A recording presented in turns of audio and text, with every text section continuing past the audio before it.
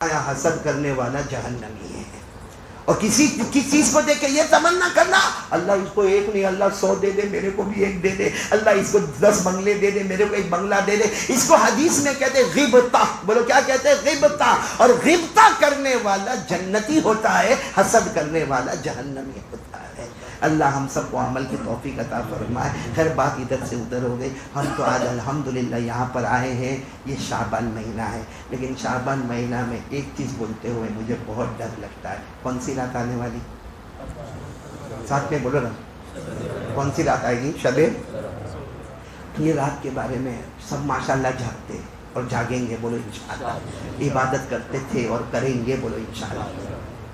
لیکن آپ کو معلوم نہیں ہوگا یہ رات حضور پاک صلی اللہ علیہ وسلم کے وصال کے بعد, یعنی حضور صلی اللہ علیہ وسلم پہ پردہ فرمانے کے بعد جب یہ رات آئی ہے, حضرت عائشہ یعنی ہمارے نبی کی بیوی, ہماری ماں, ان کے گھر سے رونے کی آواز آئی. ان کے گھر سے رونے کی آواز, یعنی یوں سمجھو کہ گئے سال جناب نبی کریم صلی اللہ علیہ وسلم ربیع الاول میں اللہ کو پیارے ہو گئے, اور اس کے بعد جو شعبان مہینہ آیا اور یہ رات آئی, حضرت عائشہ کے گھر میں سے رونے کی آواز آ رہی ہے, اور حضرت عائشہ کے رونے کی آواز آ رہی ہے. اب ظاہری بات ہے قریب قریب کی عورتیں سب جمع ہو گئی کہ اماں اماں اماں عائشہ آپ کیوں رو رہی, اماں عائشہ کیوں رو رہی. حضرت عائشہ نے روتے روتے فرمایا میرے نبی نے اسی رات کے بارے میں فرمایا تھا, میرے نبی نے اسی رات یعنی شب برات کے بارے میں فرمایا تھا کہ آج رات آنے والے سال کا فیصلہ ہو جائے گا, آنے والے سال کا فیصلہ ہو جائے گا. سننا وہ ساری عورتوں نے کہا کس کا فیصلہ ہوگا؟ حضرت عائشہ رضی اللہ تعالیٰ عنہ نے فرمایا کہ جناب نبی کریم صلی اللہ علیہ وسلم نے فرمایا اس رات میں فیصلہ ہوگا آنے والے سال میں غریب کون رہے گا, امیر کون رہے گا, آنے والے سال میں عزت والا کون رہے گا, ذلیل کون رہے گا, آنے والے سال میں تندرست کون رہے گا, بیمار کون رہے گا. اور پھر حضرت عائشہ نے فرمایا یہ بھی فیصلہ ہوگا آنے والے سال میں کون انتقال کر جائے گا اور کون جیے گا, اور یہ بھی فیصلہ ہوگا. اور پھر حضرت عائشہ نے جیسے ایک چیخ ماری اور فرمایا یہ بھی فیصلہ ہوگا کس کے پاس کلمہ رہے گا اور کس کے کلمے کو چھین لیا جائے گا. یہ رات آئے گی اس میں ہمارا بھی فیصلہ ہوگا, کلمہ رہے گا یا اللہ چھین لے گا. اور اسی کو قرآن میں اللہ نے فرمایا, یاد ہو تو میرے ساتھ میں پڑھو, اللہ نے 25ویں پارے میں فرمایا حامیم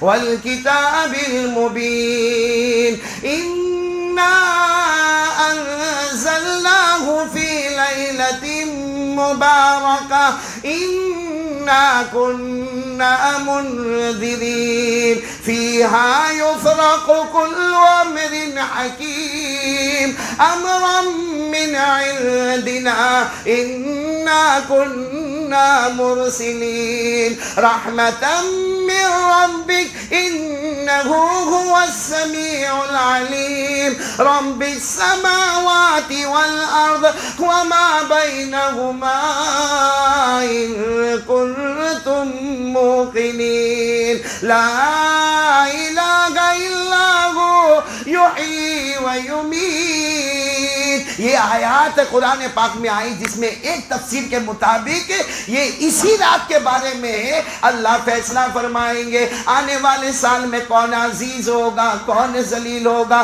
کون صحت مند ہوگا, کون مریض ہوگا, کون امیر ہوگا, کون غریب و فقیر ہوگا, کون ایمان والا ہوگا, کون بغیر ایمان والا ہوگا. اور یہ بھی فیصلہ ہوگا آنے والے سال تک میں کون مرے گا اور کون. ہو سکتا ہماری موت کا فیصلہ بھی آ جائے, اور ہم تو کہتے اللہ اچھے فیصلے ہو جائے, بولو آمین.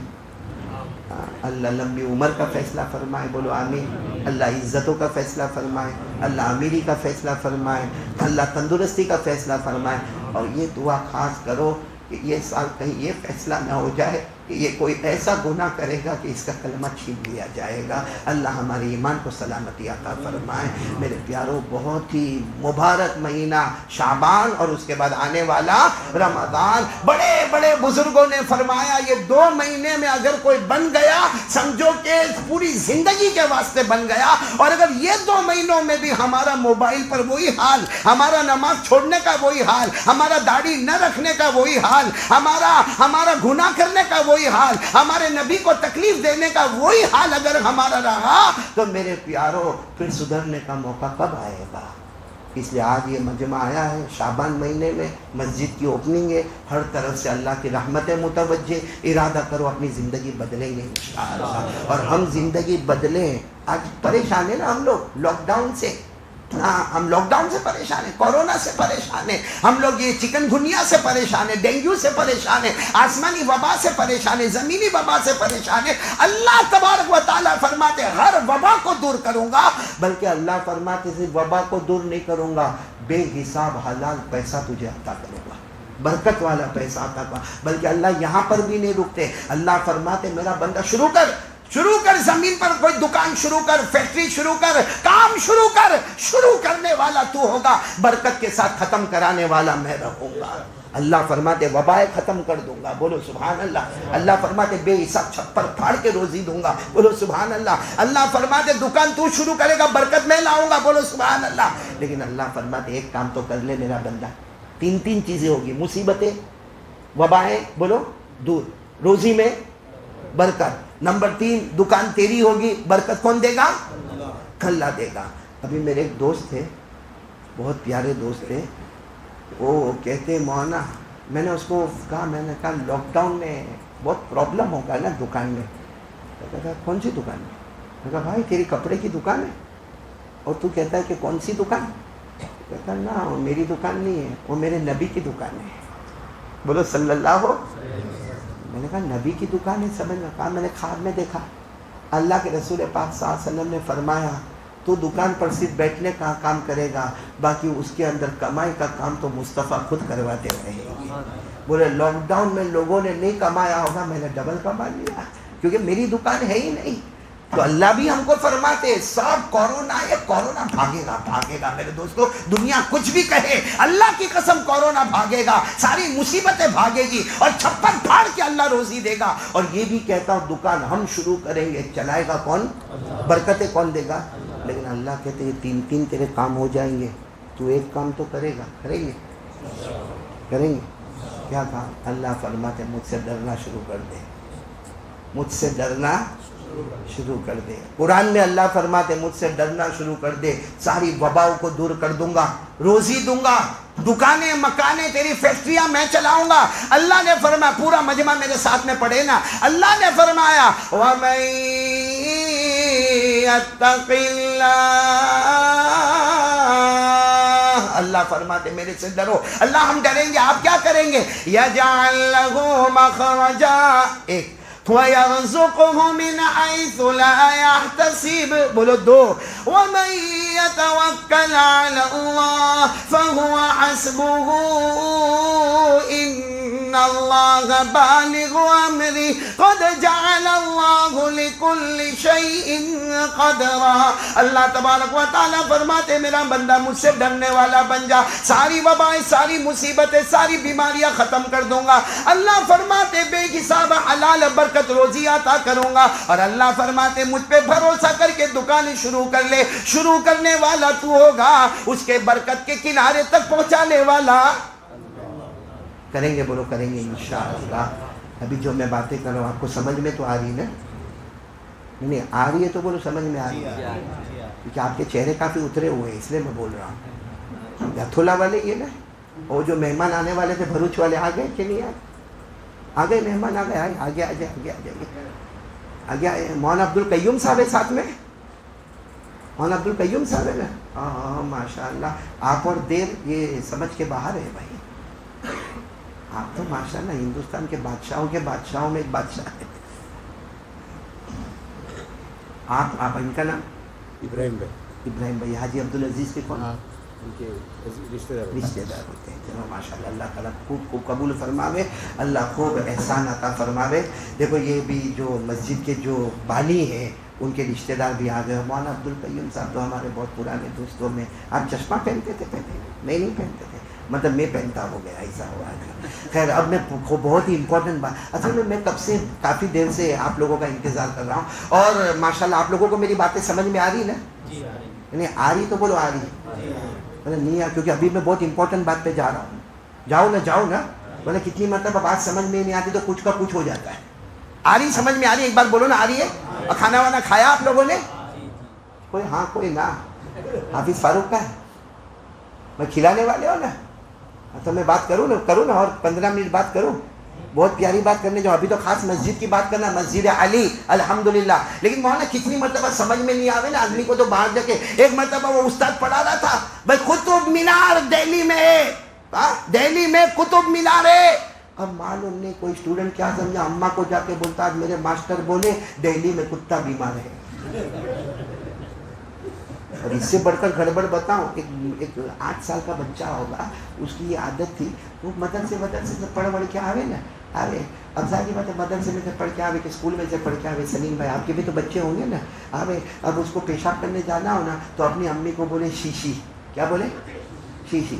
جیسا ہمارے یہاں پہ بولتے سوسو, وہ بولے شیشی. تو ماں سمجھ جاوے کہ اس کو پیشاب کرنے جانا ہے, اس کی پیجامہ اتارے باتھ روم میں کھڑا کر دے, وہ پیشاب کر لے. یہ روز کی عادت تھی کہ بھائی مدرسے سے آوے, اسکول سے آوے, اماں کو بولے شیشی یا سوسو, اور اماں اس کو باتھ روم میں کھڑا کر دے. ایک دن ایسا ہوا کہ یہ مدرسے سے آیا اور گھر میں بڑے بڑے مہمان, پورا گھر مہمانوں سے بھرا ہوا اور سب ڈسپلن اور رسپیکٹ میں بیٹھے ہوئے. ابھی تو بچہ ہوتا, آ کر زور سے ممی کہا, ممی نے کہا کیا ہوا, کہا شیشی.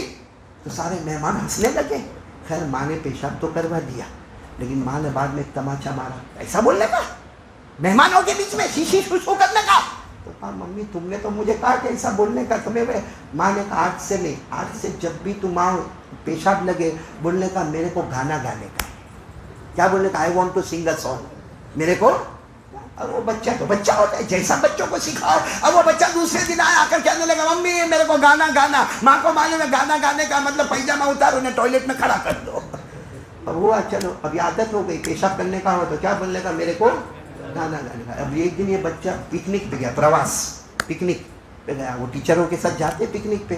اب وہ رات کے کچھ 2 بجے ہوں گے تو ٹیچر کو کہتا ہے, وہ ٹیچر نے کہا کیا ہوا, کہا گانا گانے کا ہے. تو ٹیچر نے کہا ابھی رات کے 2 بجے پہ گانا گاتا ہے, صبح گائیں گے, سو جا. سو گیا.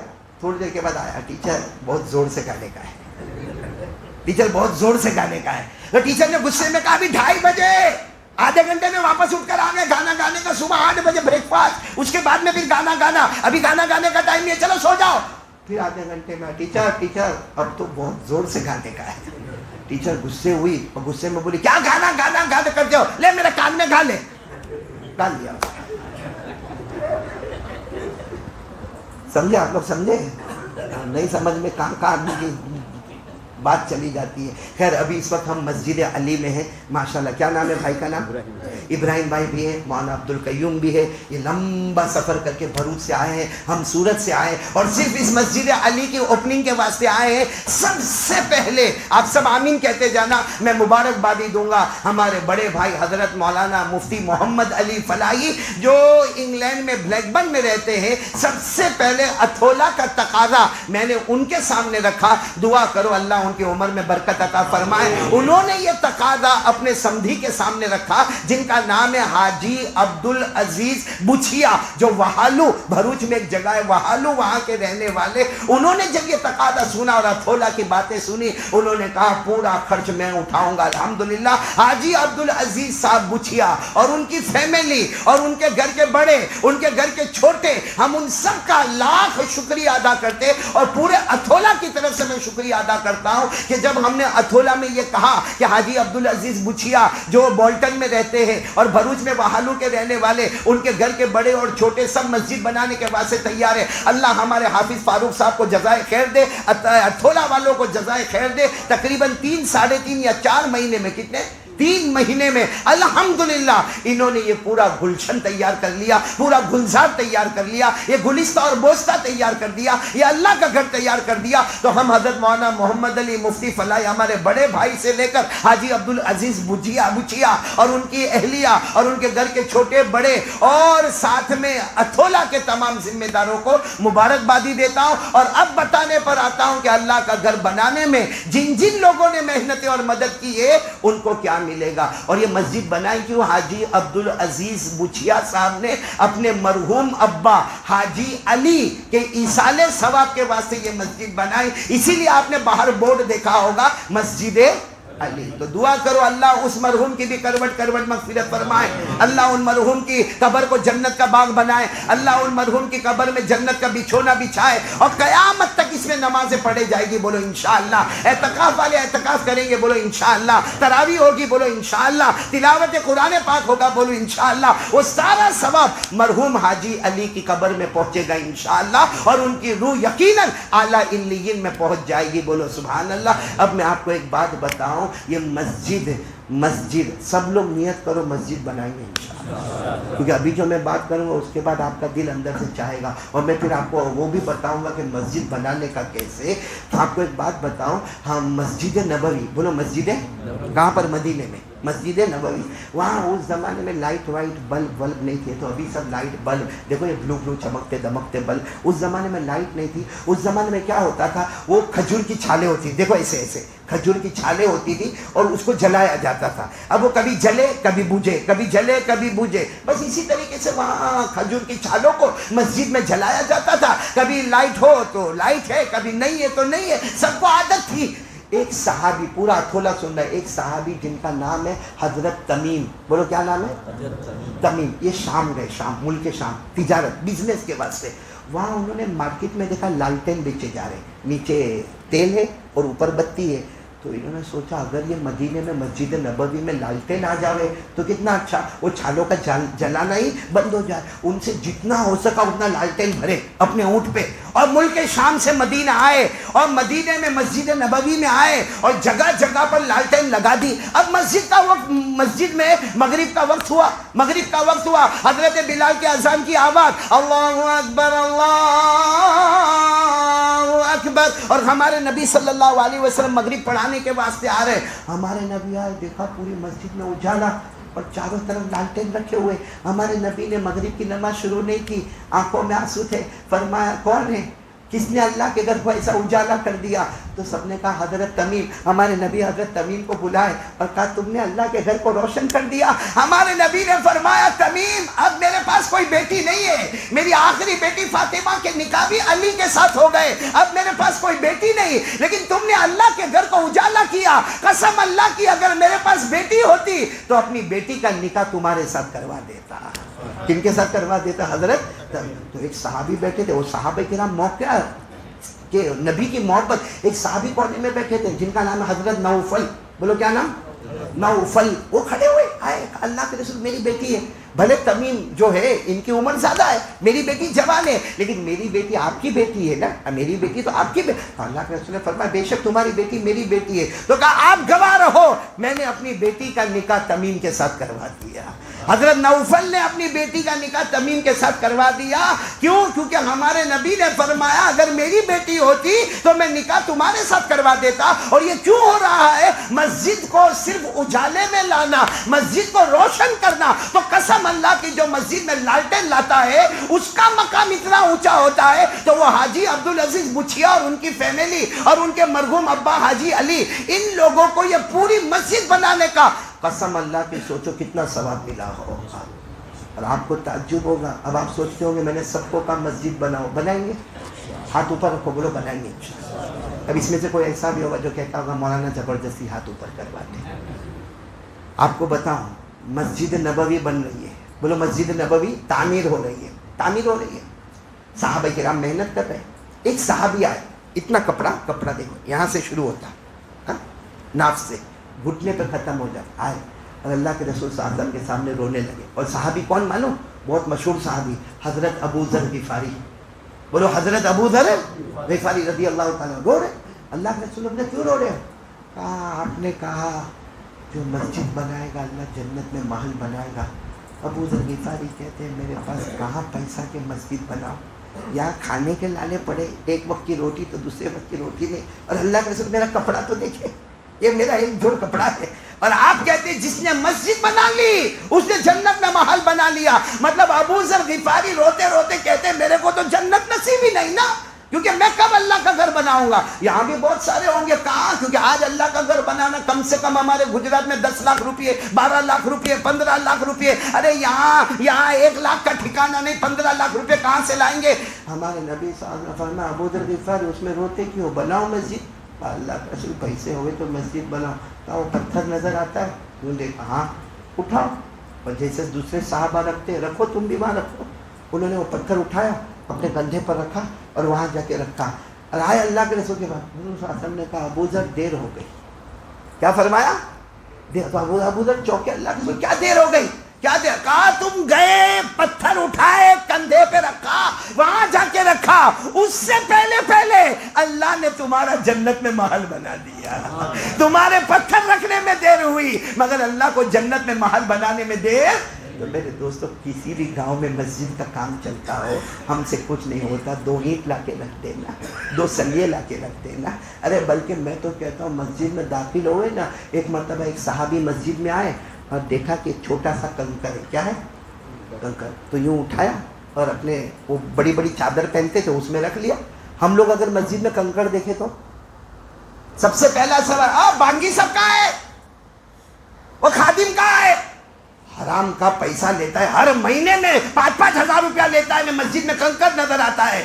ہم کو اس کی فکر ہوتی. وہ صحابی نے یوں کنکر لیا, اپنے پاس رکھ لیا اور آگے بڑھے. ہمارے نبی صاحب نے فرمایا کیا کیا؟ کہا وہ مسجد میں تھوڑا کچرا تھا وہ میں نے اٹھا لیا. ہمارے نبی نے فرمایا تو نے مسجد سے ایک کنکر کو اٹھایا, اللہ نے جنت میں حور کے ساتھ تیرا نکاح کروا دیا. اب حور کے ساتھ نکاح کب ہوگا؟ جب جنت میں جائے گا تو ہی ہوگا نا. اس کا مطلب تو جنتی ہو گیا. تو مسجد میں کوئی اگر کنکر اٹھائے جنتی, کوئی پتھر رکھے تعمیر میں تو جنتی, کوئی لالٹین لگائے تو جنتی. تو میرے ہتھولا والو اللہ کی قسم کھا کر بولو جو 5 وقت کی نماز پڑھے وہ کتنا بڑا جنتی ہوگا. لیکن وہ ہم کو نہیں کرنا.